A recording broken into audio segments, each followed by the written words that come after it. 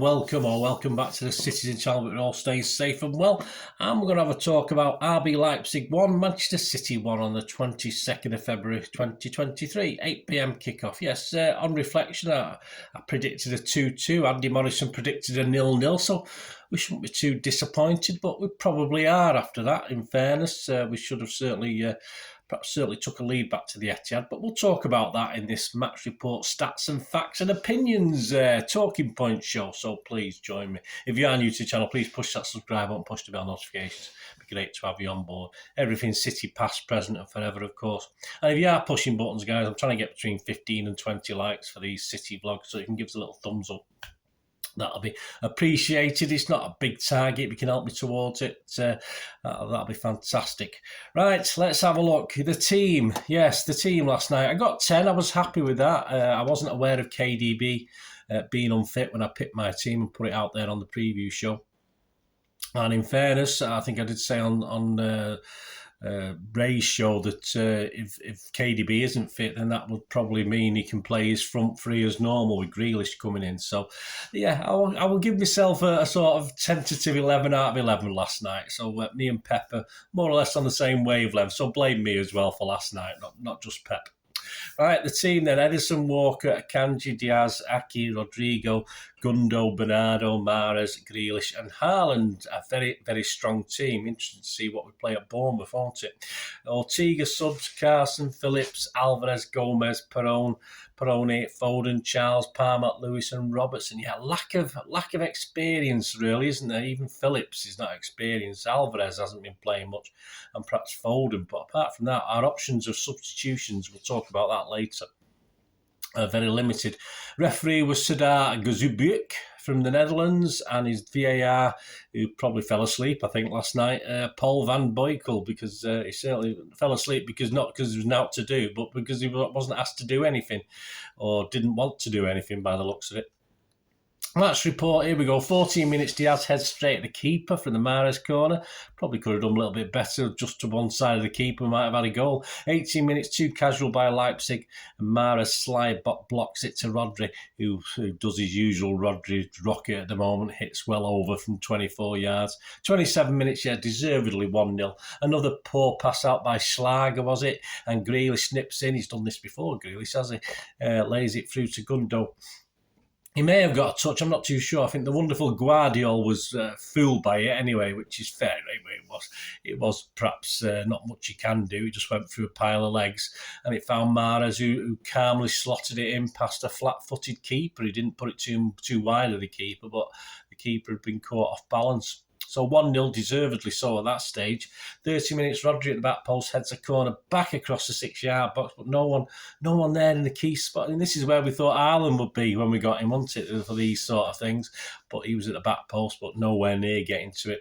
36 minutes, great work by Bernardo on the edge of the box. Sort of fouled. It might have been a free kick rather than a penalty, but he managed to keep hold of the ball. Referee waved play on. Why is he not in and around the box more for me? I know he's a great ball carrier from defence, etc. But this is where I want Bernardo, causing problems, and that's what he did. And he played it out to Grealish, who took that extra touch again, brought it inside, and shot just over. I think he could have done better with that. I thought Grealish had an excellent game, but perhaps could have done a little bit better with that shot as it cleared the bar. He just needs to up his shooting, doesn't he? He may have done better with that. 40 minutes, Rodri heads over a Mahrez corner, par for the course. 47 minutes was the first shot by Red Bull Leipzig, and it was a simple save for Edison. But the last 2 minutes of that half, I think Red Bull were coming into it, so it was a bit ominous for the second half, unfortunately. A few people at half-time said, were questioning Leipzig's abilities. I didn't comment, but I thought they'll be better second half, and they certainly were.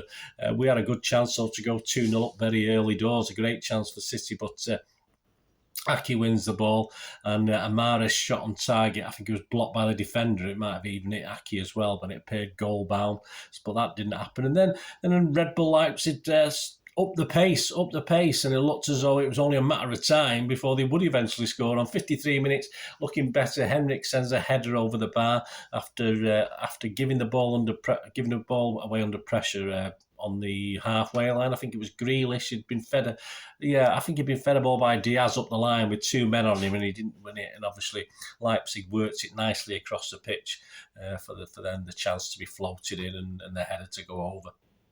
55 minutes, yes. I don't know where the marking was on this one. All the City players were pulled over to the right-hand side of the pitch. Henriks was all on his own, 3 on the right, and Henriks was on the, obviously, you know what I mean, the other wing anyway.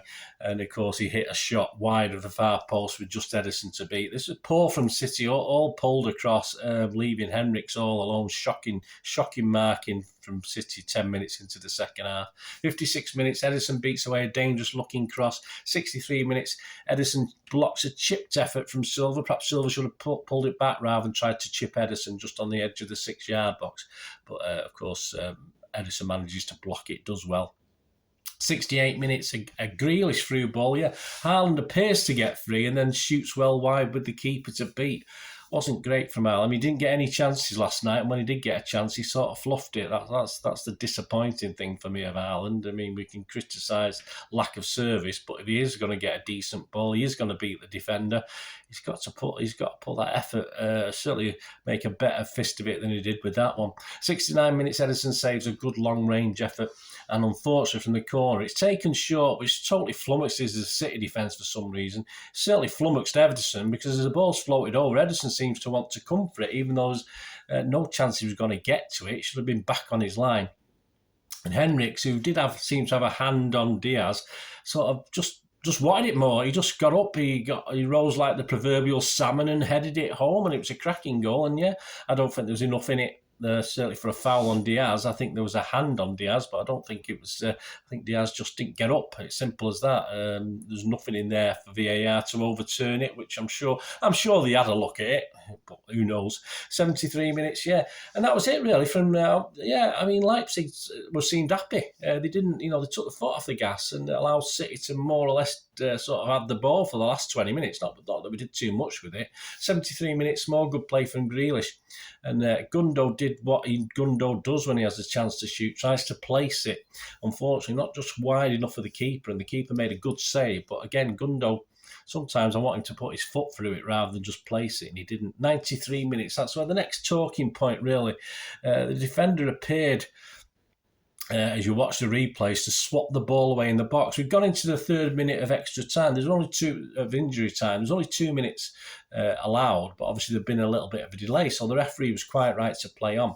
Unfortunately, the play continued from this incident where the Leipzig player appeared to handball it, and of course the players didn't get a chance to surround the referee, which might have put pressure on VAR to have a look. And according to Mr. Walton on one of the channels, it wasn't sent up to VAR. I think we were a little bit cheated there. It looked at least look at it and then decide whether it's clear and obvious.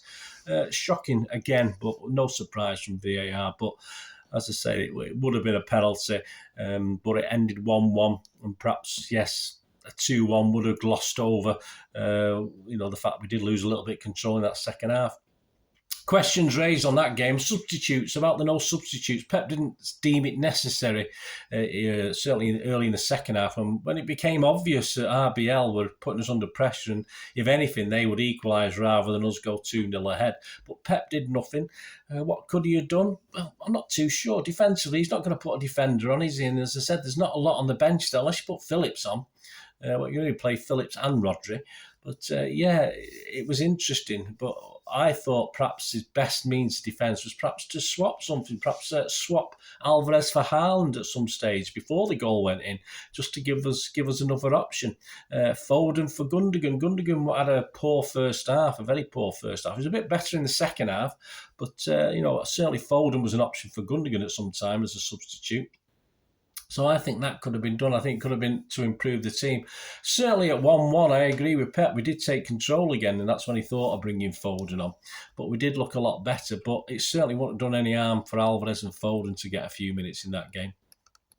Match stats: shots 7 by Leipzig, 4 on target, 12 by City, 3 on target, 62% for City percentage, possession. I think it was a lot larger in the first half. 427 passes for them, 700 for us. Pass accuracy wasn't bad for City, 90%, and for Leipzig, 85%. 12 fouls by them, 6 by us. Just the 1 yellow card shown to a Leipzig player. 3 offsides for them, 1 for us, and 2 corners for them, 4 for us.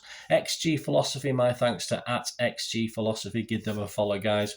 RB Leipzig, 1.04. There you go. So they did all right. City, surprisingly, just 1.09. I thought it might be a little bit higher, but I think that clear-cut chances were few and far between for us. So to sum up, Leipzig, yes, much better from Leipzig at the start of that second half. They certainly couldn't have been as bad as the first, and I just knew that. I've seen a lot of European games over the years where, for some reason, the European teams on their home soil, just don't quite perform that first half, but they're going to bounce back for the second half. They give themselves hope with that 1-1 draw, and really they should be behind. They shouldn't really have that hope. Well, they should have a hope, but obviously sort of no hope. They should be 2-0, 2-1 behind, 3-1 behind, something like that. I mean, when they equalised, that was it. They were happy with that. As I said, they started just to go back in the shells again, which for me, perhaps if they carried on in the same vein, they could have got a result out of this. We were very lucky that they decided not to push for it and were happy with a 1-1, and let's not mess about with it. They were happy with a 1-1. 3 weeks, yes. 3 weeks will give him a chance to get this Nkunku firing. He didn't do too much, did he, coming on? But we know he's a good player. Of course, 2 or 3, 4 games in the Bundesliga, etc., or cup games, whatever. And Nkunku will be back starting that game at the Etihad, and we know what problems he caused us last season, although we caused them more. But we'll see, won't we? But they've got a right, I think, to be optimistic about the second leg, and they perhaps shouldn't have been given that option of being optimistic. We should have. I think we should have won this. Although, as before the game, I would have taken a draw. But I think overall we should have won it. But at the moment, I just don't think we're good enough. It's as simple as that. As far as us, yeah, I'd have taken a draw before, and as I said, on the balance of play, we should be bringing a lead back to the Etihad. We haven't. We just couldn't continue that first half control. I'm sure Rose, their manager, tweaked things a little bit. Obviously, we didn't. And once we'd lost control, obviously Pep didn't decide that we could gain it by putting any players on the pitch. But as I said, the bench was fairly weak without KDB around or Laporte. But we are getting to the youngsters, so he probably was right to some extent. But we needed to glean some sort of control. And as I said, it was just a matter of time, I thought, and most of us thought, before RBL would get that equalised, and they certainly did. And I think the first half, there's some cracking ratings from our players. I think the only people who didn't score highly for me from that first half display were Haaland and Gundogan. So they weren't quite at it. I think if they'd have suddenly disappeared off the pitch and been replaced, I don't think it would have harmed City at all. It might have improved us. Gundo did improve in the second half. Rodri went off the boil again, which he tends to do when we're under pressure. He does go missing a little bit for me. I'll say I'll have these arguments to the cow comes home about him being the best DM in the world. But yeah, he sort of is when we're doing okay, but then he sort of disappears a bit when we're not. And some people have agreed with me. A lot of people probably won't, but that's just my opinion of watching Rodri for a long time now. So Haaland's the enigma, isn't he? Haaland. There's 2 options in that second half. It did virtually. Well, not saying he didn't do anything in the first half, but when City was totally dominant, he just wasn't utilised in any way whatsoever. He worked hard, of course he does, making runs, and that's what he does. But in the second half, he did have a couple of chances. One, he got free, probably the same defender both times. He got free of the defender and actually seemed to tread on the ball and ended up losing it when he was sort of looked as though he got the best of the defender. And then, as we said in the match report, he got free of the defender and his shot was just poor. He sort of dragged it wide. And, all right, if he's not getting much of the ball, he's got to make these chances count. If he needs 3 to score 1, unfortunately he got 2 last night and didn't score. So a bit of both for me for Haaland. Generally poor when he did have the opportunities, but we're just saying that he's not giving him those opportunities, and he doesn't seem to be in the right place at the right time anymore. You think of that Rodri header in the first half. Perhaps at the start of the season, he would have been nicely placed to put that in, but at the moment, he's lost that psychic ability to know where the ball's going to be, which Pep claimed he had when he first started, and we've certainly not seen that in the last few games. I'm still confident about the home leg. I'm not sure it's going to be a 6-3. I'll take a 6-3. I'll be happy with that. But like the first time, like last season, yeah. But we need to be at it again. And say we're not quite firing, are we? But we've got 3 weeks. Who knows? We might go on a run. And we keep saying this, don't we? Week on week. We'll get to the end of the season, still be saying it. We might go on a run and put 3 wins together at some stage. We'll see. We'll do a preview, of course, before that one in 3 weeks' time. Long time to wait, isn't it? 3 weeks, but we'll see. We'll see what position we are in at then.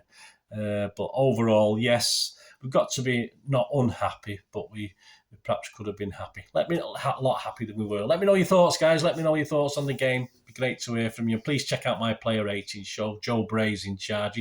He likes to write a lot of words, Mr. Joe Bray. So please listen to the player rating show. Some interesting things. I think we differ on a couple, but not significantly last night based on what we saw. But Joe Bray, yeah, it's slightly different to Mr. Bukowski. So have a look anyway. Have a look at the player rating show. And of course, check very, very soon.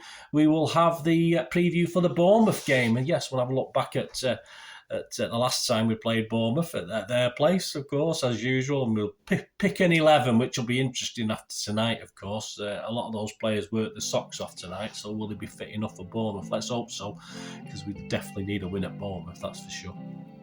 Join me for that very, very soon anyway. Thanks for watching, guys. Please, whatever you do with the rest of the day, have a great one. And please stay safe, Blues. And I've only got one thing else to say, really. Come on, City! Bye for now.